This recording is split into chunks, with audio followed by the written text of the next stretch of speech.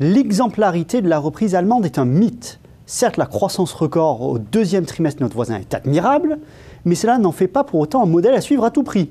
À vrai dire, après la chute colossale de près de 5% de son PIB en 2009, une remontée à vive allure est on ne peut plus logique, eu égard au rebond du commerce international. À y regarder de plus près, on s'aperçoit d'ailleurs que l'Allemagne a plus de chemin à parcourir que la France pour retrouver son niveau d'activité d'avant-crise. Le tableau est édifiant. Le PIB de la France est inférieur de 2% à ce qu'il était en 2008. En Allemagne, il reste encore 2,7% à retrouver. Pour l'Espagne, le Japon, le Royaume-Uni, ce chiffre dépasse même les 4%.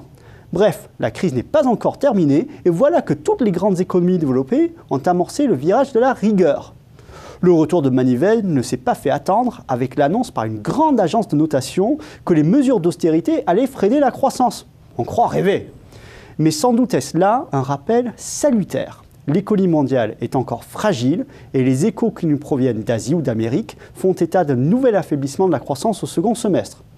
Bien entendu, il faudra mettre de l'ordre dans nos finances publiques, mais la priorité reste le retour à une croissance durable. Et pour cela, il faudra savoir résister à une rigueur qui arrive beaucoup, mais alors beaucoup trop tôt dans le cycle.